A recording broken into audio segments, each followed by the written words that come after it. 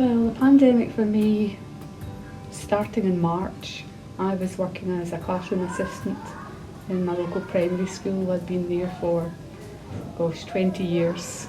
So this was all new to me, new to everybody that I was working with. And within days, the school closed and children were going to be educated online.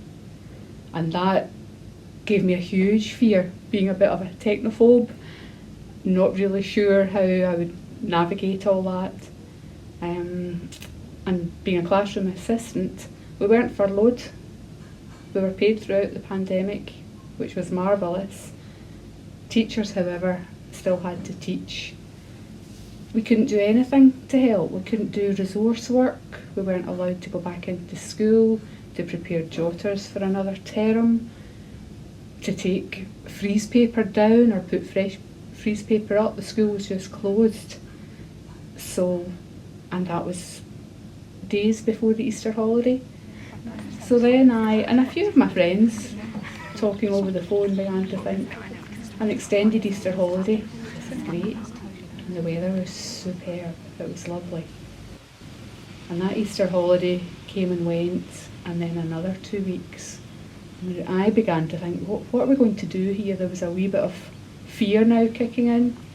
At this time, I didn't know anyone who'd had COVID, who was ill with it. I was aware on news feeds that how bad it was, and people were losing their lives, people losing loved ones. Yes, I was aware of that, but I felt I wasn't really involved because my family were fine.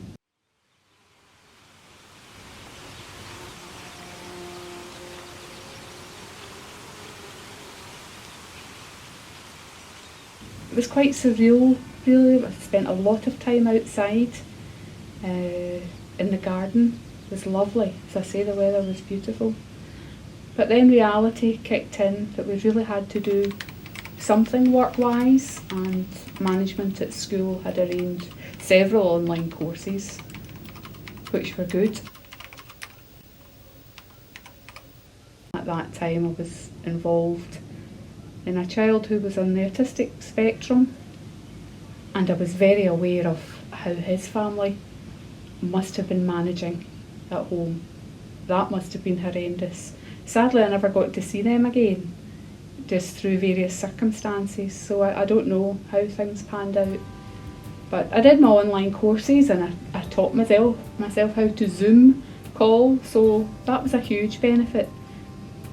And I had previously been to a weekly Pilates class, and when I spoke to my Pilates teacher, she suggested we did Pilates Zoom online. So she and I organised that between us, and we ended up with a class of 15, 5 times a week, which was marvellous. People were actually asking me, how do you join Zoom? How do you get on Zoom? So I felt as though, gosh, I've actually got a purpose here. So that was lovely to have connections here, to speak to these other, at the time, all ladies on Zoom. Yes, we did our exercises, but we always allowed a wee 5 minutes at the start and the end, just to check in with each other, make sure our families were fine, and that we were all managing okay.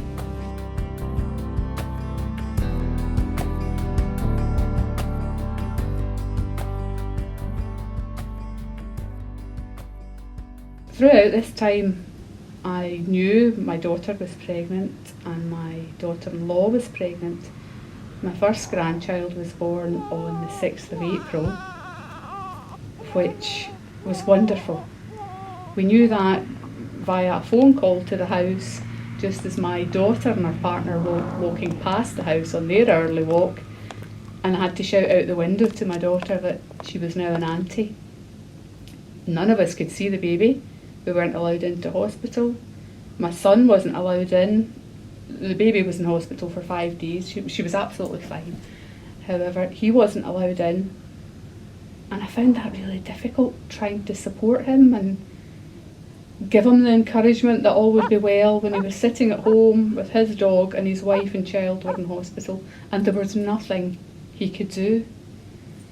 When he picked the baby up from hospital, he had to wait outside the door. And he was fine with it. He didn't know anything else. You didn't know that you can go in, you can do the first bath, Granny can come into the hospital and see the baby. In the past, this was all new to everybody. And I first met my first granddaughter after about 6 weeks, I think we could travel, and at that it was through the living room window. They lived in a different authority, and you weren't allowed to travel. I made an excuse. I had a pack of nappies in the back of the car and some Aptamil feed that I got at the supermarket in case we were stopped by the police on the bypass. That would be my reason. My daughter-in-law had run out of things for the baby and I was taking them. So that was a wee bit terrifying. Having been a law-abiding citizen, you felt as though I wasn't breaking COVID rules at that time, but you felt you had to back up your every move with a reason. However, we saw the baby. She was lovely through the window. We went every Friday for about 4 or 5 weeks, and then restrictions changed again and we could meet in the back garden at a distance. Well, we're in a brand new house in Kilmarnock and a back garden at a distance, tiny back gardens. So we were at the gate and they were at their back door, and that was the nearest I got to baby.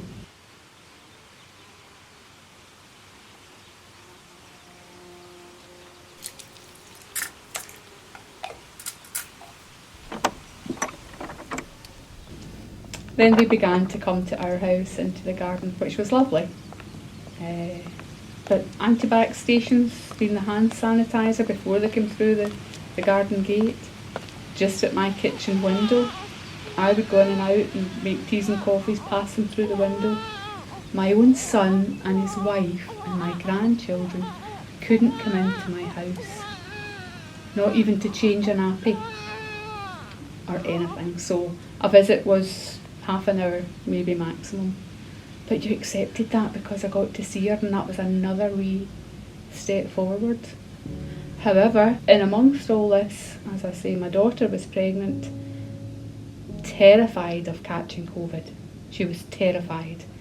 So she didn't come near our house. She didn't go anywhere. So she didn't see her niece at all. And further down the line from that time in April, May, June, we don't see my son and his wife now, because I think the relationship just broke down because of the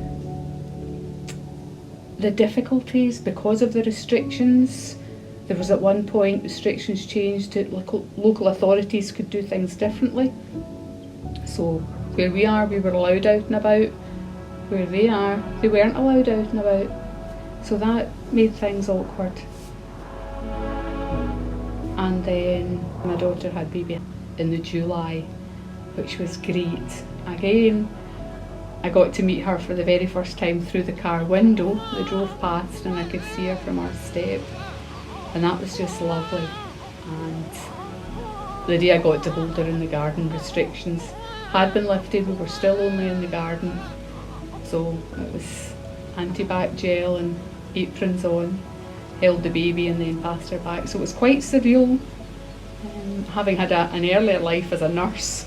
So I knew in midwifery what happened when new babies were born and who was allowed to see children and how things would progress, which was just completely different from us.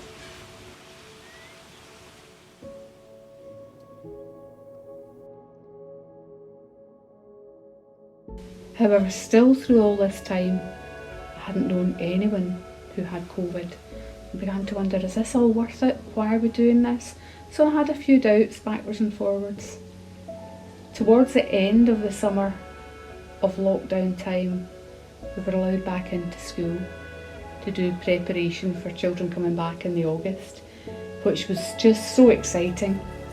But all my colleagues who I hadn't seen since the Easter holidays, quite a huggy person, and your natural reaction, you want to just hug and hello, it's lovely to see you. Again, we're all 2 metres apart. And we had our task for the week was to lay out tables and chairs and stickers and floor, all 2 metres apart. We got it all done and restrictions eased yet again, and it was to be a metre apart. So it was all change. Huge amount of work, but you knew the end result would be, with a bit of luck, our kids would be back in school in the August, which they were on several bases throughout August, September time. In a way, nobody really knew what was going on, nobody knew what to expect. Everybody was trying to work it out.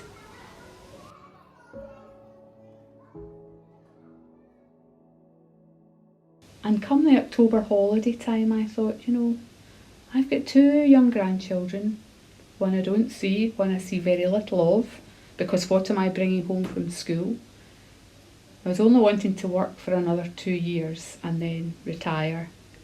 And I thought, no, now is the time to go. So one morning I got to school, decided I'm not going to be here anymore, and I just left. I resigned from my post and took early retirement and never went back. Sometimes I regret not seeing my colleagues, not seeing the children moving on through the primary school. But that's when you think, no, your own family come first. You have to do what you feel right. Financially, of course I would have liked to work for another couple of years. But then, with the cost of living crisis as it is now, would I have given up in those couple of years' time? No, I might have worked on still, just in case. But hindsight's a great thing. I'm glad I didn't.